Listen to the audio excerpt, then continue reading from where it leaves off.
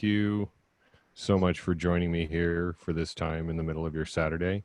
Before I get into my presentation, I want to take a minute and do a bit that I've stolen from it's actually a group of teachers I meet with 2 or 3 times a week, almost daily, some weeks, called Playline out of the University of St. Thomas in Minnesota.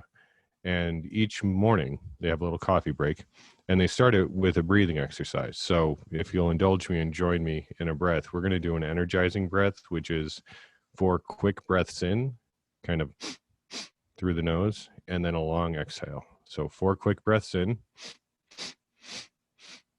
and then a long exhale. I really like doing this at the beginning of all of my classes and groups because I think it gives a little more dimension to the space we share. Even if we can't be sharing the same air as it was, we can share the same breath. Play and creative challenges, you can't imagine what they'll come up with everything that's going on and all of the demands that are put on teachers and all of the different goals I'm trying to meet. This has been like the lighthouse that I follow. This always coming back to play and creative challenges.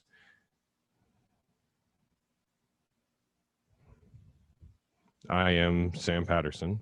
I am the Makerspace STEAM coordinator at Echo Horizon School in Culver City. Echo Horizon School is a pre-K through 6 non-public school. It is a mainstreaming environment for deaf and hard of hearing students. So about 13 to 15% of our students are deaf and hard of hearing, and they have DHH teachers that work with them, and they get special applied therapy for different situations. And I get the honor of running the makerspace for them. This is my website right now that just points to my YouTube. There I am on Twitter, and that is my email. I'm going to close that door. I don't think it'll help, but that's my little dog. She's wonderful. Okay, you guys good? Stop it.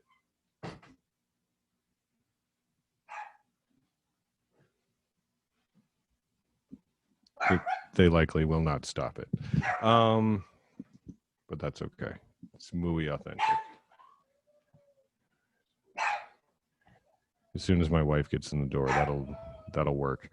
There's a Fred Rogers quote that I could have actually researched and gotten the direct words on, but it boils down to play is the work of childhood.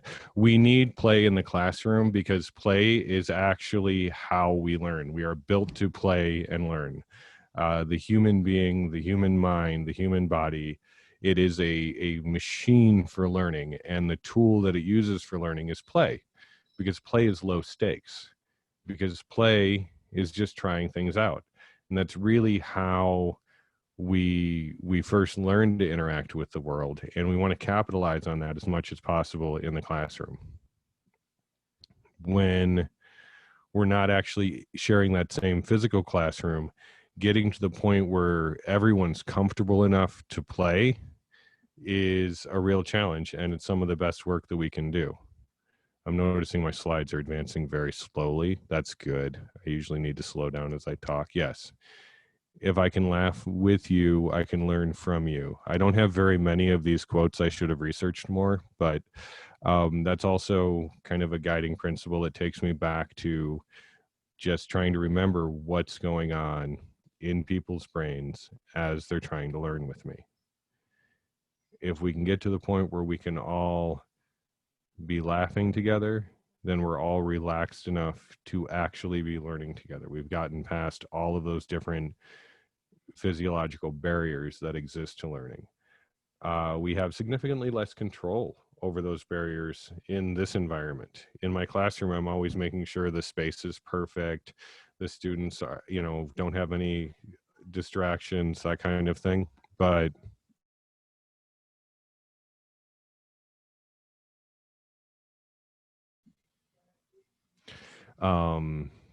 terribly sorry. I think I was talking about how we don't have control over the environment that they're learning in. And my wife was just applying that lesson. So knowing that play is really important and that fun is super important. As we take it into this learning environment, we remember that creative community really isn't easy to build, but it is worth it. And I first started working with creative community when I was a high school English teacher, and I was working with my freshmen to get them to write poetry and share it with each other.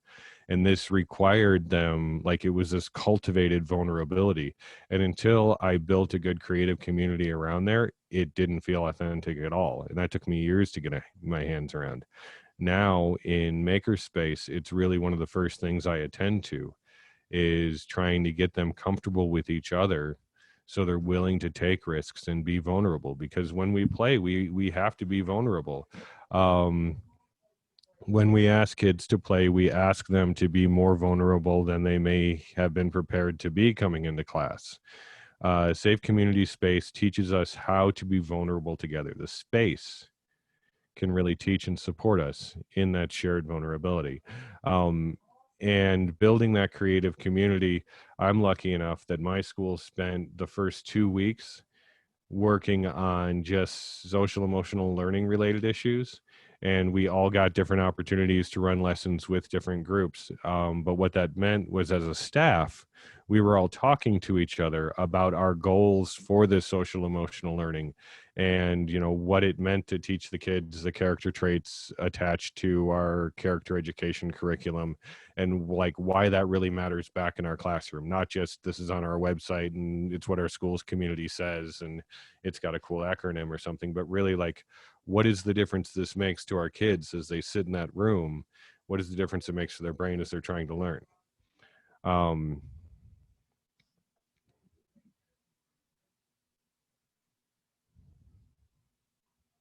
So the thing that always impresses me about working with kids and taking risks and being vulnerable with them and really like giving them more control and playing with them more is they always manage, like, they go so far beyond my own imagination.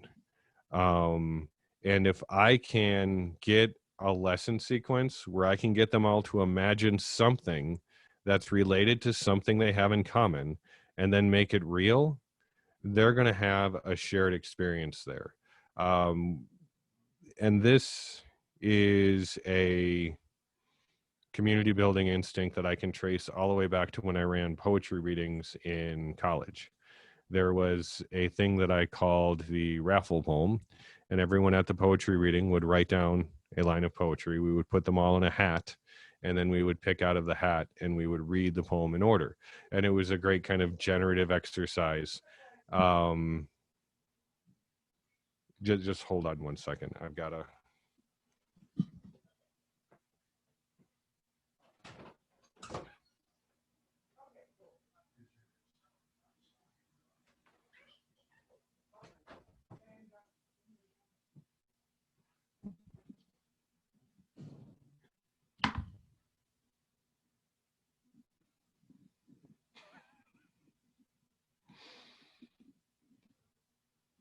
Terribly sorry. At this point, I don't know how any of us can even be embarrassed when we have to ask somebody else to be quiet during a session. But imagine it and make it real. This shared experience of the poetry reading, when everybody wrote down one line and then we read that poem together, the poem always had a certain coherence because of that previous shared experience. The same thing can operate in the classroom. That fun experience they have can kind of be that central hub. When they all iterate and make off of that central experience, it ends up being related content. Just gonna go.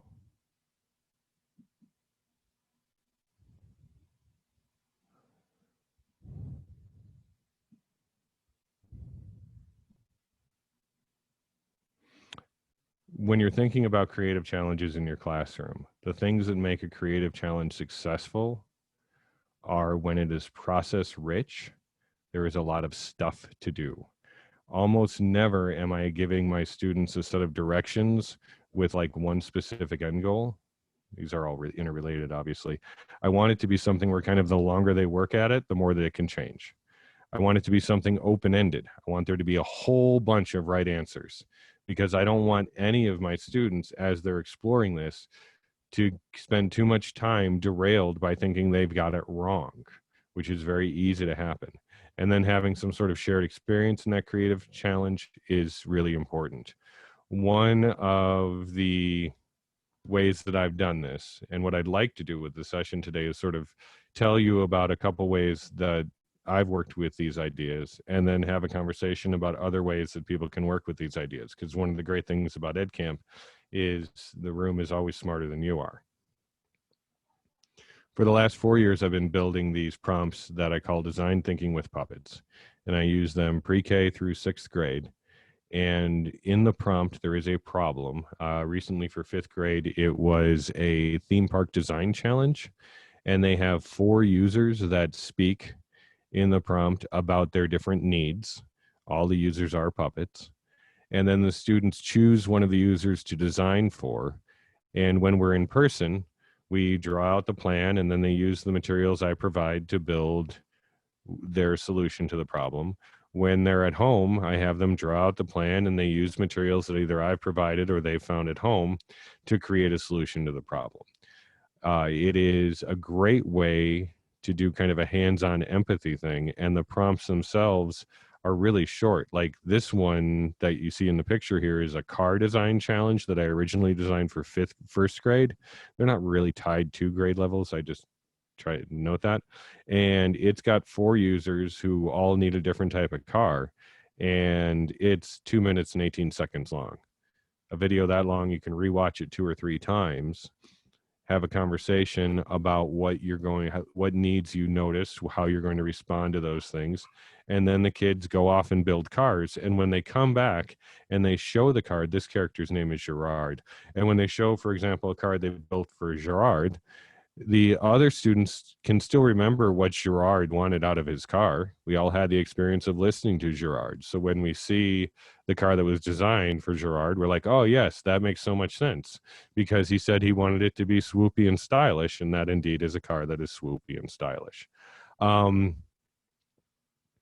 There's, I think, 20 of these now that I've done for all kinds of different reasons.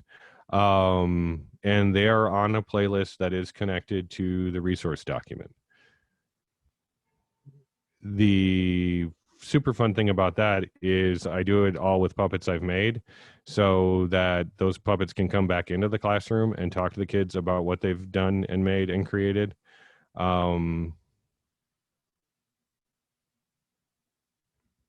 Yeah. So, you know, even working on Zoom, it's the quietest room I've been in a long time. How's this going? Is this making sense? Any feedback from anybody? How's your sandwich?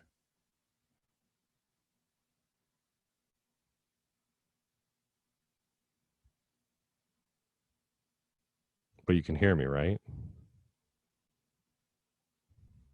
Well, here's hoping. We can hear you, Sam. Or at least Awesome. I can hear you. Awesome. You know, it's really challenging to figure out how to structure this kind of interaction in this kind of time. In this day and age, 60 minutes is twice the class time I'm getting with my youngest kids right now.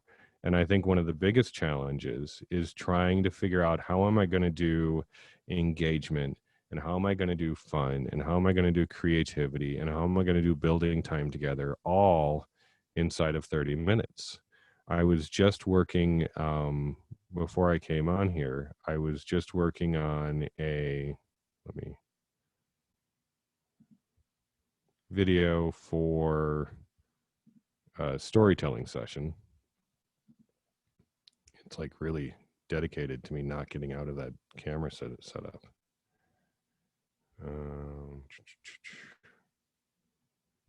There we go. I was working on a video for a storytelling session, and that video is, are any of you familiar with the Muncha Muncha Muncha book by Candace Fleming? There's a farmer named Mr. McGreely, and he's got a garden, and 3 bunnies get into it. And I have a design thinking prompt about that book. And it was super fun. So I decided to do the sequel to the book, which is Tippy Tippy Splash, where they all go to the beach.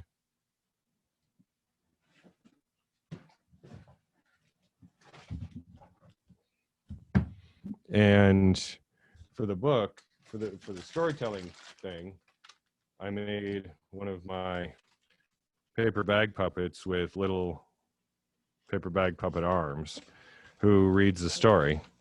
And I was just setting that up, but at the end of it all, what I've got is a video that's like 10 minutes long. And I've got a class that's 30 minutes long.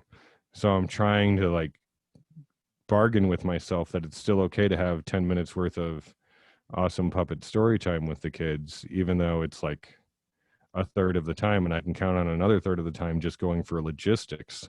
So then I've just got, you know, a very short amount of time, which we're going to build and work together. And I wanted this to be able to reflect that also. Like, the power of play is absolutely huge.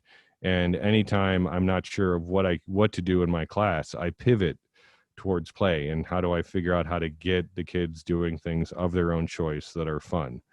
And right, you like the stickers, the stickers. This was one of those great internet things where somebody said your campaign slogan is your last name 2020 and then the last thing you said out loud, and this happened to be the last thing I said out loud, which was we all make mistakes. My sister saw it on Twitter and she was like, oh, and suddenly 12 stickers showed up yesterday. The fun thing about this, though, like, we all make mistakes. You could put so many different intonations on that. And I was looking at it a little while and I'm like, is that my lesson plan? We all make mistakes. We all make mistakes together today. Have you made your mistake today? How many mistakes have you made? Have you made enough mistakes? Probably not. Another thing I've often said is, like, we have to do the hard work to make sure we make the best mistakes possible, which is definitely something I believe. The resource link that I gave you, I want to switch. Let's see if I can show that screen. If it'll let me do like a plain screen share after all that fancy stuff.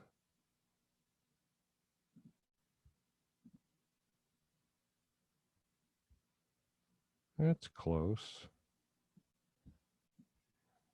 All right. If you follow on that slide deck, if you follow the resource link, it will take you to a Google site, and it will eventually load. Yay. If you have not played with the new Google Sites, and I don't even know if it's appropriate to call it new anymore. It's probably been that way for 4 years now. But it's super easy to build stuff. What this is a list of playing creative challenges and resources. And I just want to talk about a couple of them, because there's a lot of options out there for play. You might say, yes, I want to play with my kids, but how do I do it without a ton of prep? Like, the other thing I have to do this weekend is plan out all of next month so I can make sure I've got everything I need ordered from Amazon so I can put it all into little bags by the 30th.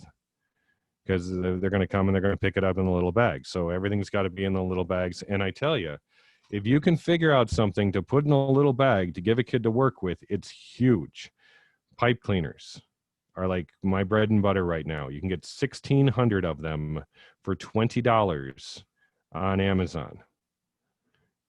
That's a lot.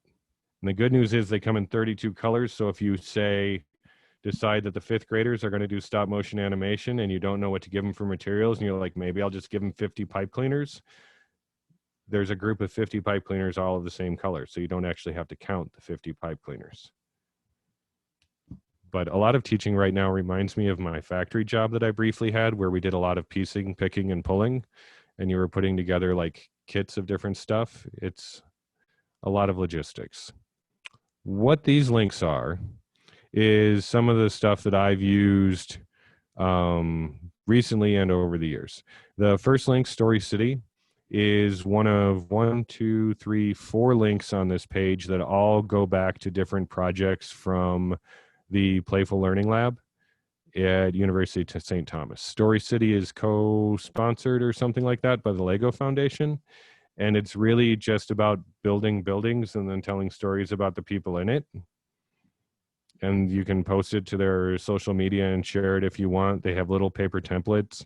I ran a whole week's worth of summer camp off this Story City site.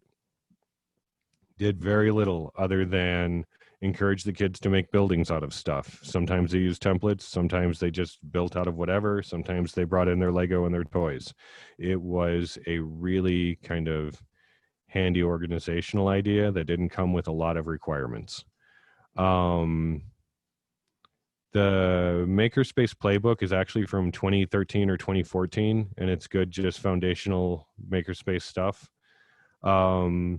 The OK Go Sandbox is probably the highest profile project from the Playful Learning Lab. It's videos created with the band OK Go around all kinds of different science and STEM projects and topics. So there's experiments in there you can do with your kids. There's activities that work somewhat, they work halfway decent at home. There's a flip book activity that seems super accessible. And then there's some other like much bigger picture stuff. So there's a lot in the OK Go Sandbox. If you don't know the band OK Go, they're I don't know, gimmick pop or something, right? They write really good songs and then they create these music videos for them that are just ridiculous and super complex and use all kinds of really neat ideas and totally go too far with them. So they're a really good example of like exaggerated creative process. The Playful Learning Lab, that's the main website of this group out of University of St. Thomas in Minnesota. They have a whole focus on deaf and hard of hearing students, which I think is probably one of the ways that they came to my attention. But really, it was one of those things where every time I was on Twitter, I was liking things they were sharing and posting because it's so many good ideas. And Playfest was their one-day conference about fun. And they're going to be doing another one of those sometime soon, similar to this setup where people run different sessions.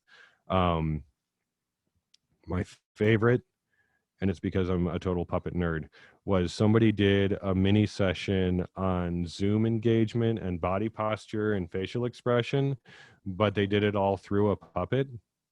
It was amazing. It was art. And there's so many, there's just so many super talented people. Even today, you can see there's so many super talented people out there meeting the challenges that we currently face in inventive ways. This middle document, Create, Innovate, Play, Puppet Camp, that's literally my too many page long manual about the puppet summer camp I ran this summer, with like every direction, every link, every video, it's all in there. What a lot of that was trying to think of the best way to do this. What a lot of that was digging up craft projects and ideas I'd never actually done before. In some ways, this new digital environment is really forcing me to up my analog game, something serious. So what I've done is, let's put on this camera, get it back so I can see myself.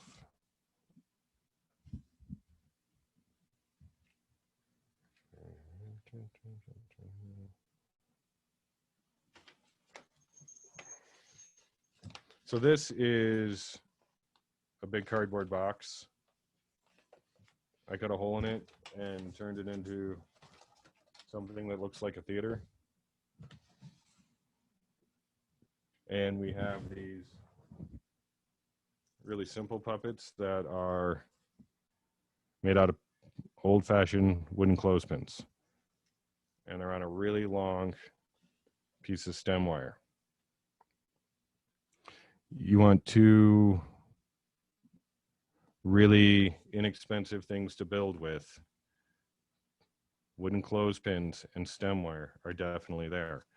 I'm working on a scene that's actually a little complex. So we've, got a mirror that we 3D printed that doesn't yet stand up. I think I need to tape it in place.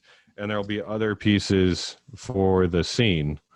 But this kind of cardboard theater setup is something that I actually spent a lot more time developing than I thought I would, because it gives kind of play a place. And when you're working with English language development, reading, sequencing, anything like that, telling a story about something is really cool and important. And this gets us halfway to the dioramas I already know that they make in second grade. So if I can get the kids working kind of with this, we can already tie into other projects and that kind of thing. But that is all outlined in the document. Sorry, trying to get eyes back on my own thing. That's all outlined in the Create, Innovate, Play Puppet Camp document. And then there's 2 playlists on that site too. One of them is the Design Thinking with Puppets playlist, which includes all of the different Design Thinking with Puppets challenges. And then there's the Craft Kingdom playlist. Now, what I'm not going to do over my shady internet connection is try to play you any video at all. But what I would like you to do is let's take 3 minutes. I'll make myself set a timer so I'm honest about it. Check out one video. When we come back, so we'll jigsaw some of the videos. When we come back, I want to hear from you what you noticed about that video.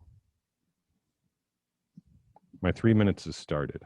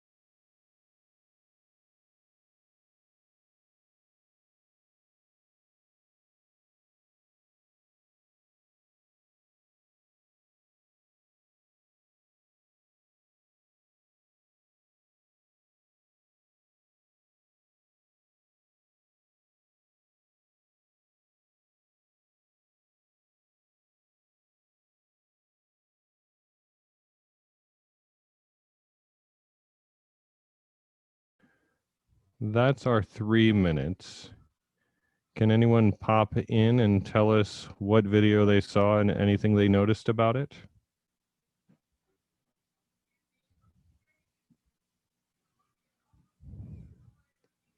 Like, no, Sam, you haven't done enough creative community building.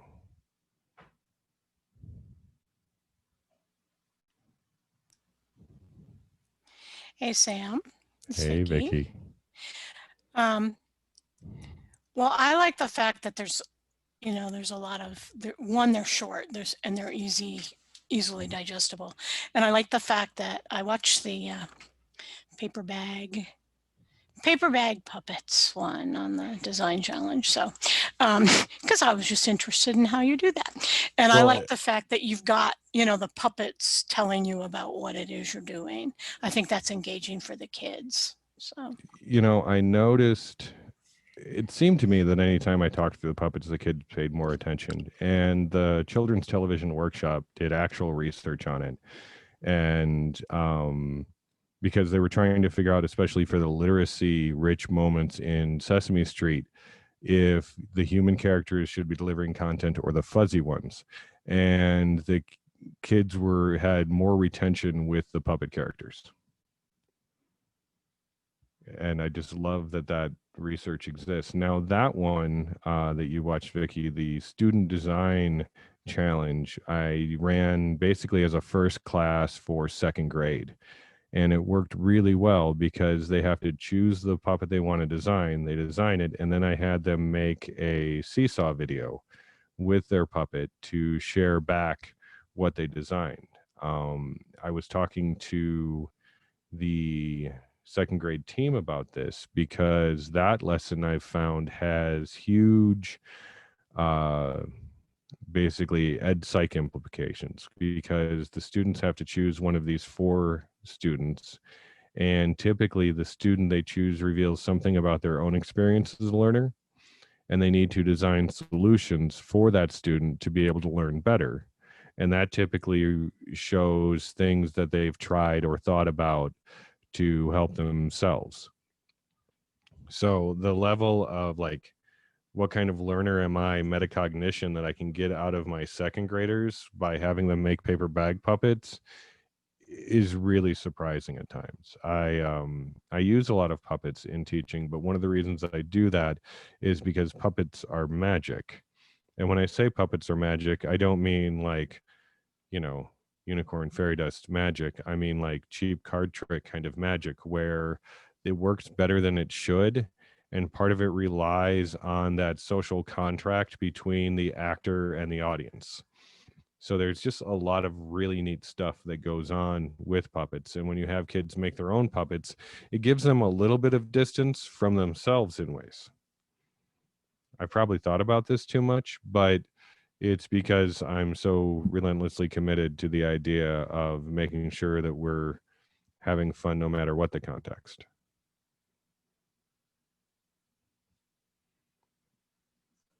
I want to show you something super simple that I'm definitely going to use because it doesn't require my kids to have anything. And they might have gone through all the supplies I sent them for a month and 2 weeks. I probably could have predicted that. But this was one that I learned about at that play fest. I'm going to switch over to this other camera.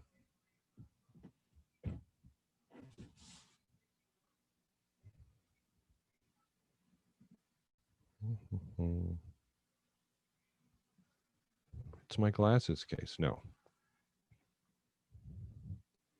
This is a cardboard animal. It is a super simple cardboard animal that was made using one technique. Now, if you spent much time with me in real life or online before, you might be able to guess what this animal is, but anyone else might have trouble because this is a llama, because I love llamas. Does it look a whole lot like a llama? Kind of.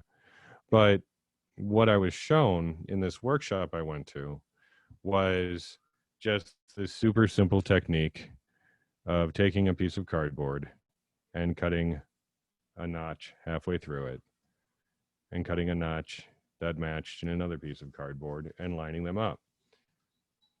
Now, it took me about 8 tries to get the first one of these to work, but once I got it to work once and I stopped ripping it to pieces, I was able to get the others to work.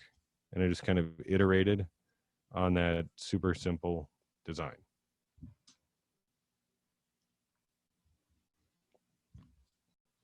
This kind of thing, which has a pretty low risk, could go really in any direction, and is really kind of crazy low fidelity, can be a great model for a type of fun activity to build, just because you don't need any special anything.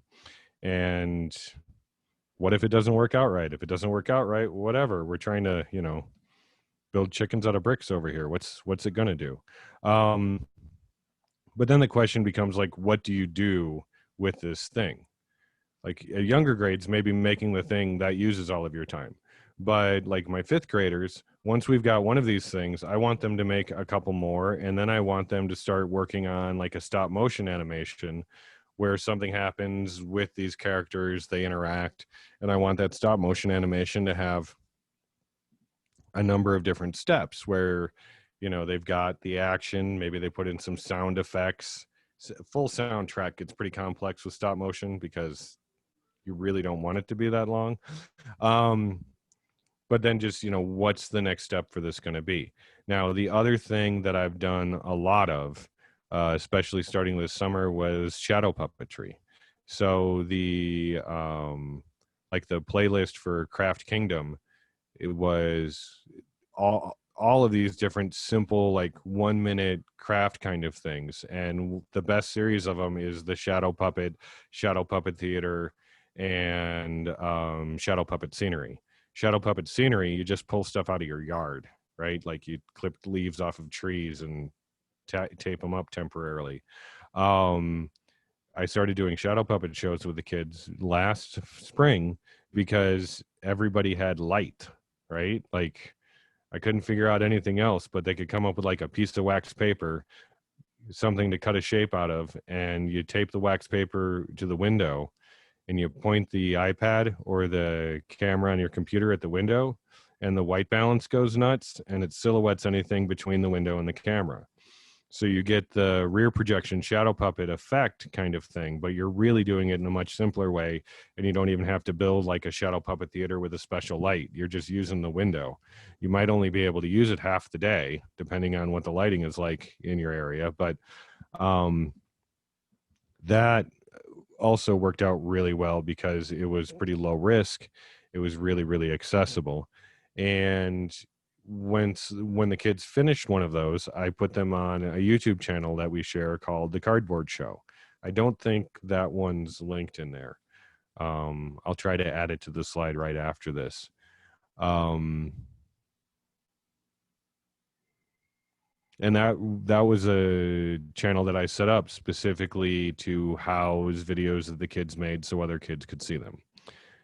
Because an important part of building things, like I'm a recovering teacher of English, so I can't get away from the whole you finish a project out by publishing it somehow, right? You finish something out by sharing it with people.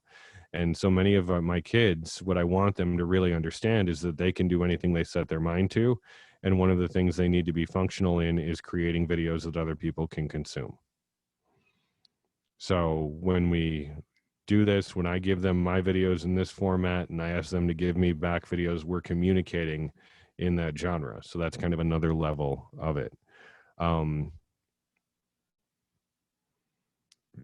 of the questions I have, and if we're not super talkative, that's cool, but I'll invoke my inner Ben and try to up my wait time, is how are you playing in your class? I know there's a lot of different ways for us to play with our kids, and some people might use tools like Kahoot or different online interactives. Some people might be relying on some old school games. I've seen some pretty impressive approaches to rock, paper, scissors that use different breakout rooms and whatnot, which is really interesting.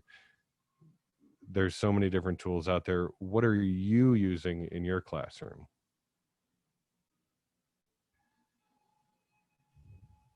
Hi, Sam. How's it going? Well, we're all looking for ideas, and one of the things I like to do in my class is look for ideas. Let's look and see if we can find it. While I look for ideas here, I want you to look for ideas there. How are you playing in your classroom? I'll look for some ideas over here.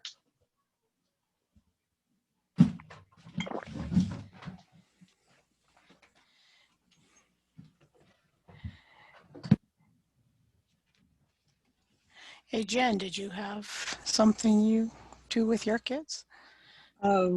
Yesterday we got to ditch the district curriculum for a day, and Right. You just don't I know. should Maybe ditch the we're all district just being curriculum more recorded while they eat often, sandwiches. But one of the I don't think Sam one of can the hear things us. I really enjoy is having big silly props like giant boxes. And if you have a giant box like this and you can look through it for stuff, it always kind of taps into the kids' curiosity. And just a interesting point of fact, the #1 watched videos by kids on YouTube are what kind of videos? Do you know? They're unboxing videos. Now, if we're all trapped, and this is the other thing where I'm like, if we're all trapped inside of these little boxes behind these glass screens, we may as well use the tools that work best in those situations, right? So like you can capture the magic of an unboxing video just by taking whatever you're talking about and putting it inside of a box, right? And really building up that anticipation of what this idea is, hitting your keywords again and again as you open that box and look at it. In this case, you know, if I were looking for ideas, looking in this giant box is really good. And that's a straight up Mr. Rogers trick, right? He would show up at the beginning of the show and he'd walk in the door and then Mr. McFeely would show up with a box. And what would be in that box? Maybe it's going to be a film, maybe it's going to be, you know, a visual that he's showing to people, but, you know, it's a big part of what's going on that day. And he, you know, found a way to have it just kind of arrive when it was needed. So kind of building that anticipation is also super fun. For the amount that I use puppets, a fun fact is I rarely use them live in class. I almost always use them in videos when I can caption what they're saying, because live in class, I want my students to be able to actually read lips if they need to, if that helps them. My school does require that all of the video content be captioned, so it's something I've gotten very used to doing, but that also helps me keep my videos short. I don't go rambling on and on and on when I'm like, no, just give them enough. And then I know that I'm going to be live in the classroom one way or another. So if I need to pause that video and talk through what choices they're making, replay what part of it for them, I can definitely do that.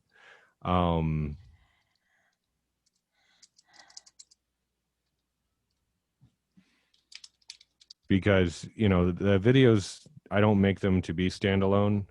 I make them to save myself time. When I have a set of instructions and I put them in a video, it takes me maybe, let's say it's a 2.5 minute video and it takes me 15 minutes to make it. That might be something where if I delivered it live in class, not on a video, it could take me 5 minutes to get through the content and the kids would not be able to review it because I would have been interrupted how many other times. With it on video, I take 2.5 minutes in class, and if the kids need to see it again, they can replay it. And in this environment, they can replay it to themselves. The only thing that's a little annoying that I don't think we figured out is I don't think you can mute just the Zoom window.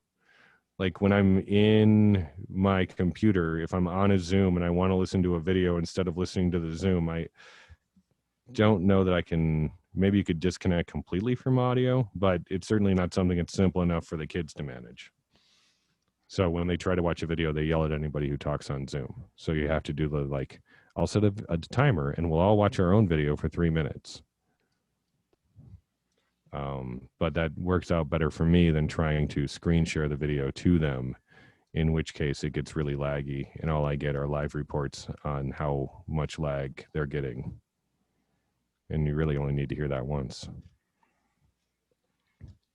The wind has come up here, which is usually horrible news for me because I'm on a type of internet called a WAN. Do you guys know WANs? It's a wide area network, and it works completely wirelessly. We're jumping a signal from it's all like just big local Wi-Fi. It starts on a mountain and then jumps to a house and then jumps to another house and then jumps to another house and jumps to another house.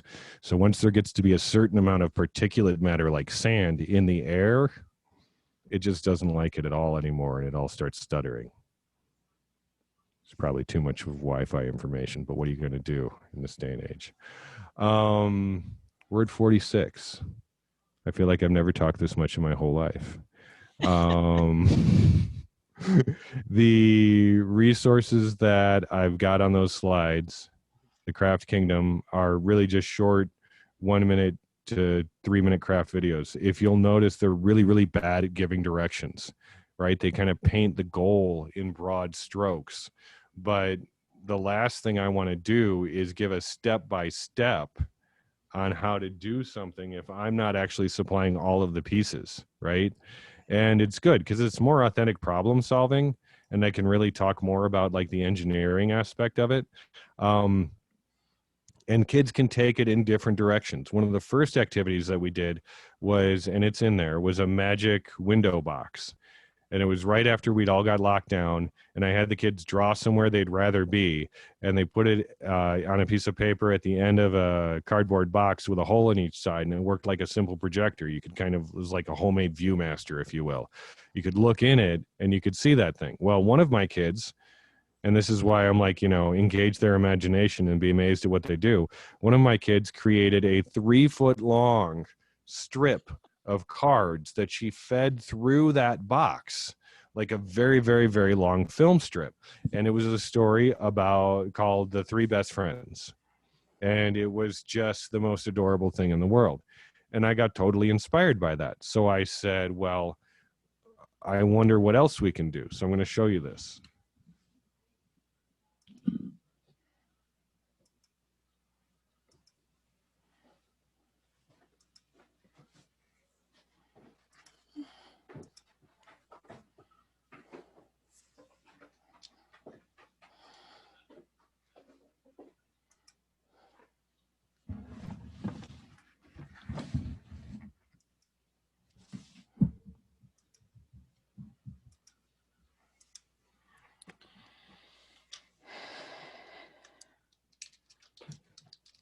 Now, that is not a Torah scroll. That is one end of, oh, it's upside down, of course.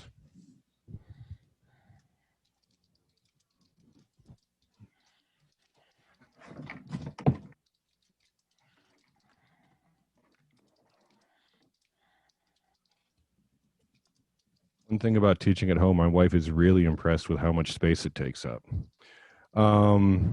So this is a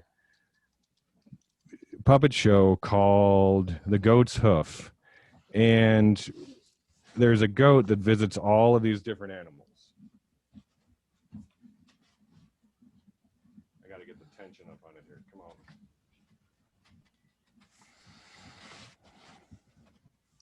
Can't. Sam, we can't hear you. You get the idea. You can hear me. So the goat goes to each of these different locations, and it was one of those ideas that I just kept pursuing, and it ended up being like 22 pages long, which ended up being 30 feet of watercolor paintings stitched together on a sewing machine so they could stick on this reel. And then it had the giant engineering problem of how do I even get these things to turn? And I've only adequately solved that one, but it's a fun problem, and it's a real fruitful problem. Now, am I going to give my kids an assignment where they have to do 22 feet of watercolor painting? Heck no. But it's really fun to kind of take their idea, engage it completely overproduce it and be like, "Wow, okay, that's really interesting. That's where that went to." Another way that I'm doing that this year is the 5th grade stop motion project that we just started. Last year, one of my kids used what I felt were too many pipe cleaners and made this tiny little animal of all of these squished up pipe cleaners. So it must have been like 10 of them in this little tiny animal. And I'm like, what are you doing? But it was a really solid little animal and he could actually repose it. So this year, as I'm thinking about stop motion and how can I get the kids making things, part of me imagines them making films like the Robot Chicken series, where they're just turning their action figures and Barbies and G.I. Joes and whatever into stop motion characters. But I can't, rely on all of them to have any specific toy sets. So I want them to create these actors. So I gave them 50 pipe cleaners. And the kid who used all those pipe cleaners to make an animal, he's in that class. So at the beginning of the class, I'm like, look, I'm basing this on something Arlo did last year, and I'm hoping he can help us out with this. And he did. He ended up teaching a bunch of the kids how to create this little type of animal. And then other kids took turns saying, oh, well, I built this person, and this is how I do it. And then a third kid was like, oh, neat, I did this other thing, and this is how I did it. So by not giving them instructions and just giving them a goal, I gave them a lot of room to figure something out and take ownership of it. And then they were immediately, wanting to share that with their classmates, or their classmates were saying, how did you do that?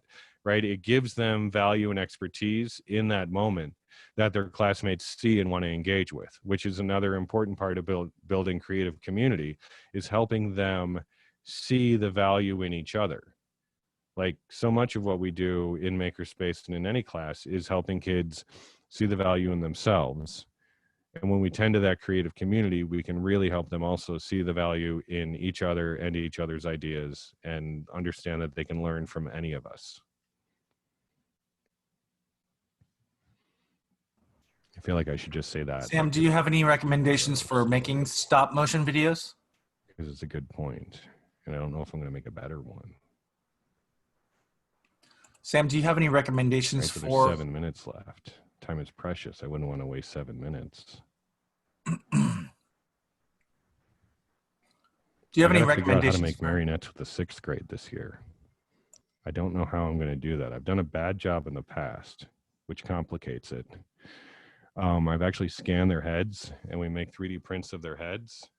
And I'm pretty confident with that. If I can get close enough to them to run an infrared scanner around them. But that problem aside, then it's just an issue of making the bodies. But somebody donated a marionette stage to our school. And as far as I can tell, it's about 15 feet wide and 4 to 5 feet tall overall, with a stage opening of at least 2 or 3 feet. So you can do above control marionette stuff. I don't know. Seems like a real fun problem. I just don't know how soon I'll be able to engage in the physical part of it, but I want to be ready to go when I get there. Anybody done that before? Build marionettes?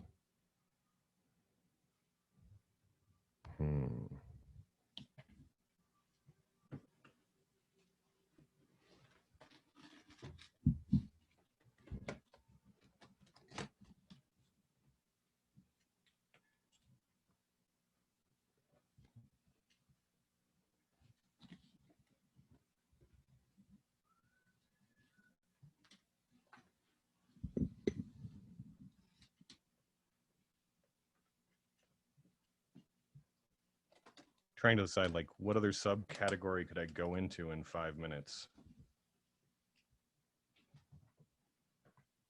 Oh, I've got it. If I can get to it.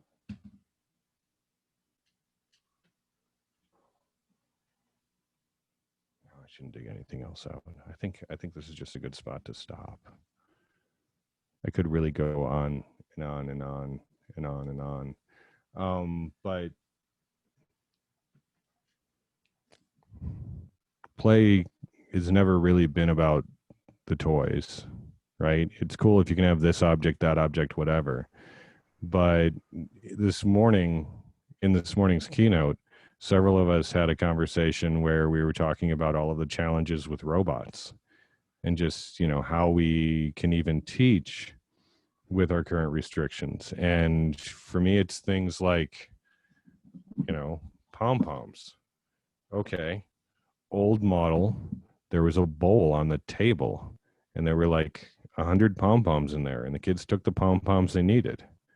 And if they had too many, they'd put them back in the bowl. Yeah, that's not going to work. So we put the pom-poms in the bag, and the kid gets 10 pom-poms, and those are Bob's 10 pom-poms, and those are Bob's 10 pom-poms forever, right? Doesn't use those all 10, still his pom-poms. Needs more than 10 pom-poms? Oh, that's rough. I gave you 10 pom-poms. So if we make play about what we have on hand, it all works out eventually. I felt really good in second grade when they were getting ready to make their paper bag puppets, and they were supposed to be these bags. And one of my students was like, I don't have the bags. I'm like, what do you mean you don't have the bags? I gave you 5 bags. They went home in the bag. Well, I don't have the bags. And, I would love to know whether I messed it up or someone else messed it up, or if the bag's in the back of the car, but ultimately it doesn't matter because the kid doesn't have the bags. So then it's like, well, do you have any bags? And she said, I don't know. And then she disappeared. And then she came back with a bag that was like twice the size of this bag. It was like almost grocery bag size bag. And she's like, will this bag work? I said, I don't know, Eloise. Can you put your hand in that bag and get it to do the baggy mouth thing? And she worked at it for a little while. And then she was like, hey, Dr. Patterson, look, I can make it do the thing. And it was like, okay, great. Then that bag's going to work. And she solved her problem resourcefully, which was really, really cool. Now, in the middle of all of this, another kid comes running back in from his kitchen, and he's got 40 lunch bags, right? And he's got them all out of the plastic bag they should be in. He's made a whole mess somewhere, I'm sure of it. Like, this is what terrifies me about Zoom classes, right? Like, if they go on your word and go make a mess somewhere, are you in trouble? But he comes back with all of these lunch bags, and he's like, look, I have all these lunch bags. It's like, well, that's great, Mello. You can make like a whole soccer team of puppets if you need to. That doesn't really help Eloise, but I'm glad you have them. So yeah, now on my resource link, I'll wrap up here since we just got 2 minutes left. On that resource link, you're going to see, well, on that original slide, you see a resource link, and then you also see the daily slides. So that's like my catch-all website where I'm putting the publish's webpage version of all of the slides I'm using in classes so that I can keep track of them, because I've got about 12 preps a week. So trying to make sure that I've got the right slide deck for the right kids in the right location and I know where it is isn't always easy. So I've got that. So if you're like, well, all of this sounds fun and good, but what does it look like in class? That's a pretty good approximation. About a third of the slides are just timers. So I use a timer video from Google, like I want 5 minutes of work here, 8 minutes of work here. And the timers are something I've taken to doing just because I have to keep myself honest so I don't rush us along and not honor the time that I know I want us to be making, because I feel such a pressure to keep things moving and keep things quick. But that's actually the opposite of what I need to do to keep things authentic and keep things fun. Thank you so much for sharing. I want to Sam. thank all of you for spending your 12 to 1 block with me. I'm going to go put my vocal cords on ice, I think. But it has been super fun sharing this with you. Please reach out to me with anything you need.